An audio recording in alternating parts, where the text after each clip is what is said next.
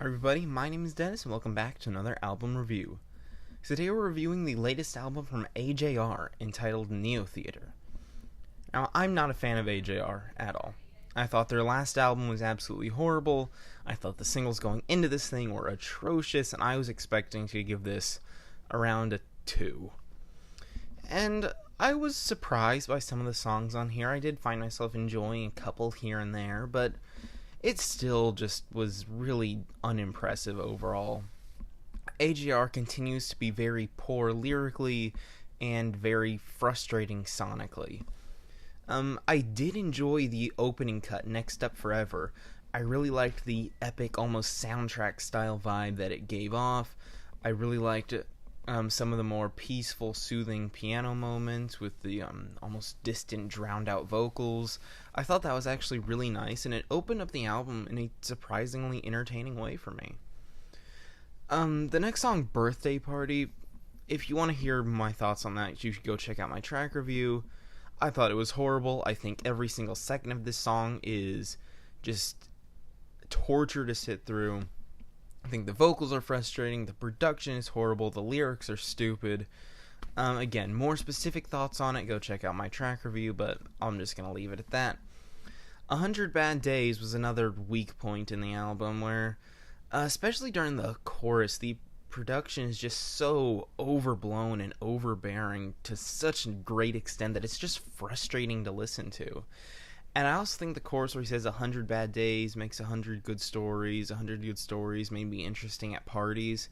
Those lines just don't flow together very well, where the word parties just feels so abstract and so almost like an outlier to the other lines in that little section there, where it feels awkward, out of place, and it really does interrupt the flow a lot, and I think that makes it really difficult to listen to happily.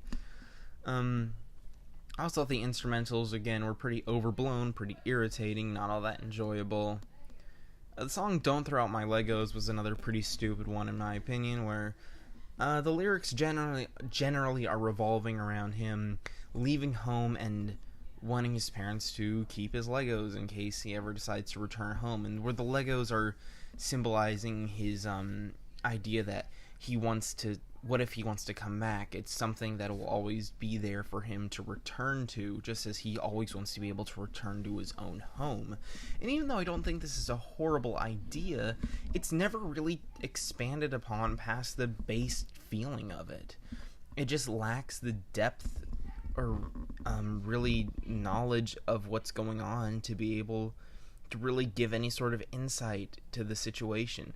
And sure, some people may be able to relate to it, but you don't really gain anything from it. You can just say, that's how I feel, because some songs it explains how you feel in a way that you didn't know how to put into words. And to me, this is just such a base level, almost just simplistic understanding of not wanting to leave home, that it doesn't really add anything to the topic at hand. Because this is the thing that many young people deal with when moving out, but it just isn't brought out to any sort of an interesting extent to me. Break My Face, I absolutely hated the lyrics on this thing. I thought the lyrics were just really fresh. I actually didn't mind the tune, the backing instrumentals that much. I thought they were okay.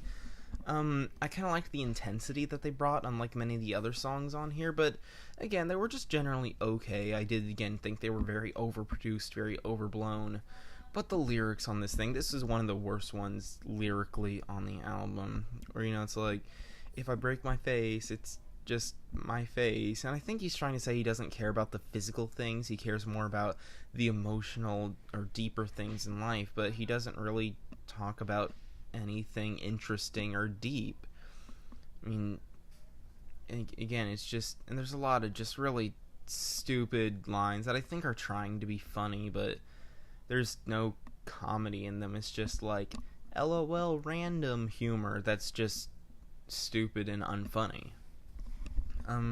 Song Turning Out Part 2. The first Turning Out, which was on their last album, I didn't like that song at all. I pretty much anything off their first album other than Sober Up I didn't like. But on here, I thought he actually gave a really beautiful vocal performance. I was really surprised by this, because normally he does these very high-pitched, borderline screeching at times vocals that can get a bit grating at times. But he actually delivers this really smooth, beautiful, and almost enchanting vocal performance on here that I thought was actually really great. I thought the simple, stripped-back pianos were a really nice contrast to the very heavy-handed and very in-your-face production that covers pretty much every other song on this album. And it did really just feel like a breath of fresh air, that it was something different that I actually found myself enjoying probably more than any other song on the album. And surprisingly for me, it actually wasn't all that poorly written either. It's very blunt. So if you prefer your music a bit more ambiguous or having a bit more deep symbols to it, you probably won't care for the lyrics as much. But I thought it was actually a nice sentiment that really did show the emotions he feels as far as relationships go, where he's reflecting on a relationship and how even though he wants that relationship to keep going even though it's ended, it has more to do with just his want for a relationship instead of a relationship with her. And to me, that's a really well thought out and difficult thing to admit that most people, I think, would be in denial for. So to me, it's a very strong idea that was presented really well. I enjoyed it quite a bit. The song The Entertainments here, I don't know why I like this song, honestly, but something about just the backing tune of it to me was just really fun. I liked the really upbeat, crazy energy that it brought. I liked the trumpet breakdown towards the middle of the song, and it's nothing new for AJR, stylistically speaking, but to me it was just more fun and more catchy and less overbearing than a lot of the other stuff they've done. The lyrics, again, didn't really impress me all that much, but it wasn't anything really horrible in my opinion. It was fairly entertaining. I thought the song mostly dealt with the idea of us using entertainment as a distraction for our problems, which I think the song This Is America dealt with to a much better extent, but that's neither here nor there. I thought the song Karma, pretty standard AJR song, kind of weak lyrically, not too, kind of just a lot of the same thing I've said for previous songs, applies to both Karma and Beats. Just really overproduced and underwritten. And really those are the best ways to describe AJR in my opinion. Even though they have interesting ideas, they don't know how to present these ideas in an interesting way. They're very surface level in the way they're brought out and the way they're thought about, in my opinion. Where even though there's potential for really deep, thought-provoking subject matters at hand, it's unfortunately very one-dimensional and leaves very little to think about afterwards.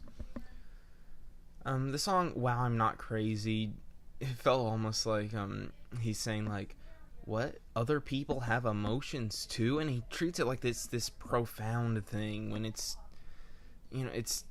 I don't see what's so profound about it, where he's just discussing, wow, other people have all these horrible internal emotions and problems just like me. It's almost like we're all humans or something. And it's like, I don't see what the point of it is. It's like, it's just really basic and uninteresting. The song Dear Winter, I think, had potential to be something great, but it turned into, much like Birthday Party, a faux political mess.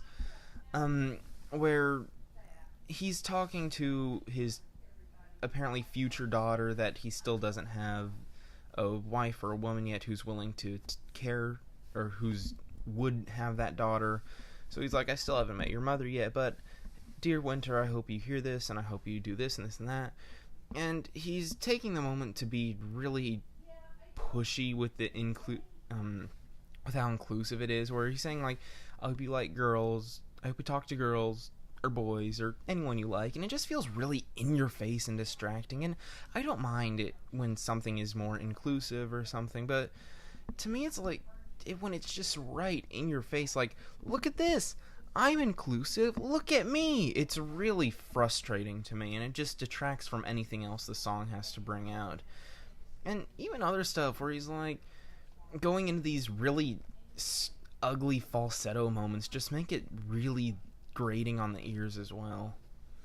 The song of finale I believe it's called "Can't Wait to See What You Do Next." To me, it just felt like Next Up Forever, but less interesting and less epic and entertaining. It's kind of just a boring finale. Has some nice moments here and there, but really not that impressive overall. So, I mean, I expected to absolutely despise this album, and I really didn't care for it that much, but it was better than their last album, and there were definitely a few songs on here, and even the songs I didn't like, a couple of them had decent instrumental moments here and there, whether it be a really nice string or violin moment, or some well-done pianos, but really, again, it's just overproduced and underwritten, and until they can get all that straightened out, it's really just not for me. I'm feeling a slight 4 on this. If you checked it out, be sure to tell me what you thought, tell me how wrong my opinion is as always, and I'll see you in the next review.